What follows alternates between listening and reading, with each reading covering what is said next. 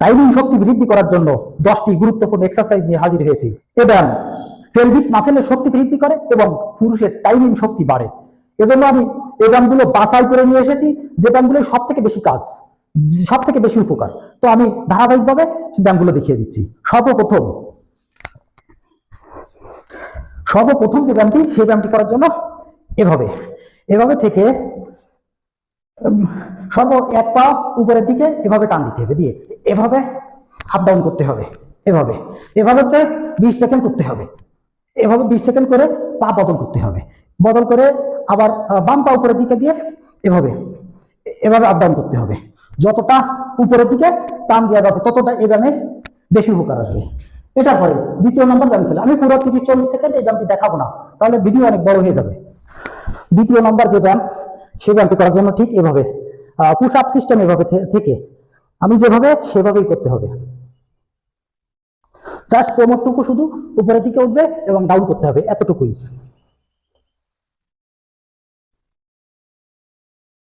ঠিক এভাবে এটাও 40 সেকেন্ড করতে হবে। এভাবে 40 সেকেন্ড করে তৃতীয় নম্বর ধাপে চলে যেতে হবে, 5 সেকেন্ড রেস্ট করে। এবার যেটা করতে হবে, ঠিক একইভাবে থেকে এভাবে ভূমিতে হাঁটু লাগিয়ে দিতে হবে। এবার পিছন দিকে এভাবে টান দিতে হবে, সামনের দিকে টান দিতে হবে।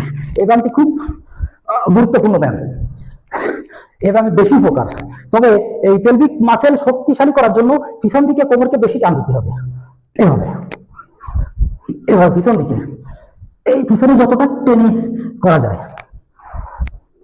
এভাবে এটা করে তৃতীয় ধাপ শেষ করতে হবে। তারপর চতুর্থ যে ধাপ, সেই ধাপে চলে যেতে হবে। চতুর্থ এক্সারসাইজ করার জন্য আমাকে দেখানো পজিশনে চলে আসবেন। ঠিক এভাবে এক পায়ের উপর ভর করে আর এক পা সোজা করে এরকম ভাবে রেখে এভাবে দোলাতে হবে। যতটা ঘন ঘন দোলানো যায় ততটা মাসেল শক্তিশালী হবে। এবার 40 সেকেন্ড এটা করতে হবে, 20 সেকেন্ড এভাবে থেকে পা বদল করে, আর অন্য 20 সেকেন্ড এভাবে 20 সেকেন্ড করতে হবে। ঘড়ি দেখে এক্সারসাইজ গুলো করতে হবে। এভাবে করে পঞ্চম নাম্বার যে এক্সারসাইজ, সেটাই চলে যেতে হবে। পঞ্চম নাম্বার এক্সারসাইজের জন্য একই পজিশন, এভাবে থেকে এবার কোনোর উপরে ভর করে এভাবে করতে হবে। এটাও ওই 20 সেকেন্ড। এবার আগের পজিশনে পা বদল করে এভাবে কোনোর উপরে ভর করে এভাবে 20 সেকেন্ড। 20 সেকেন্ড করে ষষ্ঠ নাম্বার যে এক্সারসাইজ, সেই এক্সারসাইজ চলে যেতে হবে। ষষ্ঠ নাম্বার এক্সারসাইজের জন্য এভাবে বসতে হবে। বসে এভাবে দুই পাতার উপরে ভর করে ঠিক এভাবে পাতা দ্বারা যতটা উপরের দিকে উঠা যায়, আমি যেভাবে দেখাচ্ছি,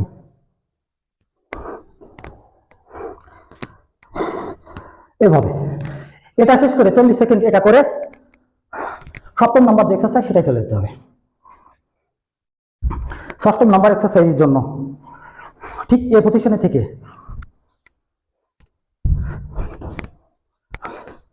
এভাবে কোমরকে পিছন দিকে উঠাতে হবে, আমি যেভাবে দেখাচ্ছি।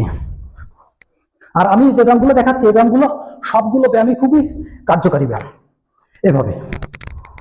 তারপর অষ্টম নাম্বার যে এক্সারসাইজ, সেই এক্সারসাইজে চলে যেতে হবে।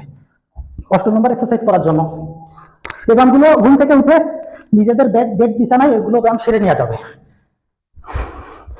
অষ্টম নাম্বার এক্সারসাইজ হচ্ছে এভাবে কোমরকে টান দিতে হবে। খুবই গুরুত্বপূর্ণ এক্সারসাইজ এটা।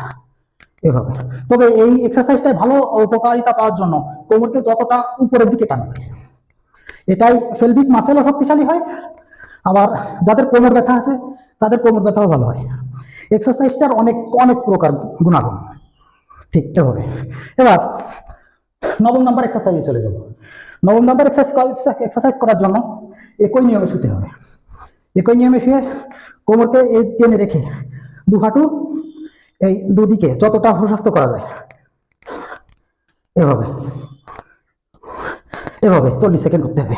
করে এই এক্সারসাইজগুলোর ধাপ শেষ করতে হবে। এই এক্সারসাইজগুলো সকালে এবং বিকেলে। সকালে যদি করা হয় তাহলে বিকেলে আর করা লাগবে না, বিকালে যদি করা হয় সকালে করা লাগবে না। যে কোনো একটা টাইম বের করে এক্সারসাইজগুলো নিয়মিত করতে হবে। এই এক্সারসাইজগুলোর উপকারিতা পরীক্ষিত। পেলভিক মাসল শক্তিশালী করাতে টাইমিং শক্তি বৃদ্ধি হয়। তো আজকে এ পর্যন্তই। আগামী ভিডিও পাওয়ার জন্য চ্যানেলটি সাবস্ক্রাইব করে সাথে থাকবেন। আসসালামু আলাইকুম ওয়া রাহমাতুল্লাহি ওয়া বারাকাতুহু।